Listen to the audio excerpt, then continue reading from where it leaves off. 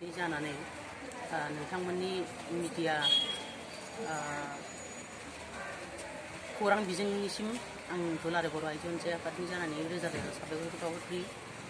जोंहा दिनै मरिगाव जिल्ला दुलाराय बर' आइजो अनसाय आफादनि बानजायनायाव मिरु बर' आइजो अनसाय आफादनि जोबथा एग्जिकिउटिभ मेल जादों।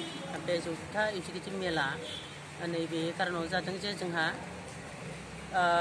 फैगौ मार्च दाननि 8 आरो 9 मार्चआव इन्टारनेशनेल वुमेन डे बुहुमनां आइजो सानखौ लोगो लोब्बा लाफानानै जोंनि दुलाराय बर' आइजो अनसाय आफादनि 18थि नै बोसोरारि जथुम्माखौ जोङो खुंनो थाखाय लाहार फाहार खालामदों।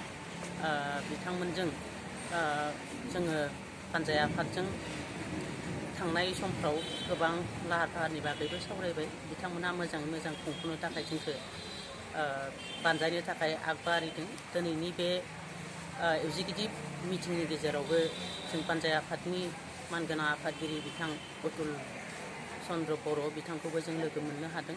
दा जोंहा दिनै दुलाराय बर' आइजो अनसाय आफादनि जोबथा एग्जिकिउटिभ मेलाव जोङो बे मेलनि गेजेरजों जिहेतुके टार्मिनेटिं सेसन हिसाबै जोंनि दुलाराय बर' आइजो अनसाय आफादनि गासिबो जिल्लानिफ्राय नुजाथिफैनो हानाय जिल्लाफोरखौ जोङो खमावबो सा 32 थान्दै आरो CWC मेम्बारखौ लानानै जोङो नुजाफैनो थाखाय खावलायदों। आरो जोंनि हाबाफारि जाफुंनायाव जों बिथांमोना जाहाथे जिल्ला आफादफ्रा जोंखौ मोजाङै मोजां मदद होयो, बेनि थाखायबो जों दिनैनि एग्जिकिउटिभ मेलनि दारै जों हांख्रायहरनाय जादों। थ' बाहाय जोङो फैगौ दुलाराय बर' आइजो अनसाय आफादनि बोसोरसालिया जथुम्माया जोंनि थाखाय एसे मेहेरगोनाङै जागोन। मानो होनोबा बियो जोंनि थाखाय टार्मिनेटिं सेसन। जों दुलाराय बर' आइजो अनसाय आफादनि संबिजितनि नेम मथे जोंनि मावसमा 2 बोसोर, बे 2 बोसोर जोबनाय लोगो लोगो जों मोनसे मोनखौ कनफारेन्स खुंनानै जोंनि दुलाराय बर' आइजो अनसाय आफादनि संबिजितनि दहाय लानानै जों गोजाम बडिखौ सेफायनानै गोदान आफाद दाफुंनानै लानाय जायो।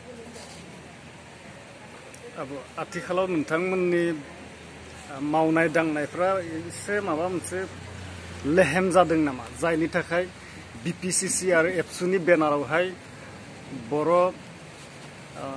बिमा माहारि गौथुम जोनोम जानो गोनां जादों? बेनि सायाव मा होनो?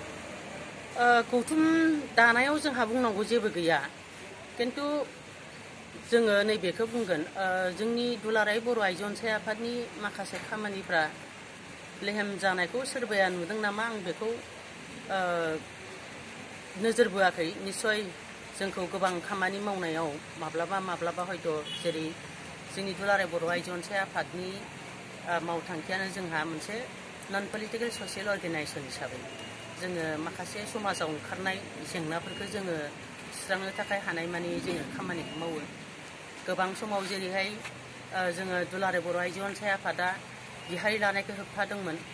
आरो बिदिनो जोंनि समाजाव जिहेतुके जौ फाननानै जानाय गोबां सुबुंफोर दंमोन, बेखौ जोङो जौ बुख्रुबहैयोमोन। जेरैहाय 4 एप्रिलखौ दुलाराय बर' आइजो अनसाय आफादा जोंनि मोनसे स्थायि मोनसे एजेन्डा हिसाबै लादों जौ होबथा सान। बे जौ होबथा सानाव जों दाबो एखमबा गोबां जिल्लाफोरनि आन्चलिक कमिटिफ्राव जोङो जौफोरखौ बुख्रुबो आरो गोबाङाव माने मोनसे गेवलां मेल खुंनानै जों बेनि जौनि हेंथायै जौआ जोंनि थाखाय माहारि जौगानायाव बा न'खर जौगानायाव जोंखौ बेसेबां हेंथा होयो आरो जोंनि समाज दानायाव जोंखौ माबायदि बेले बेजे खैफोदाव लाबोयो, बेनि थाखाय जोङो गोबां खोथा बुङो।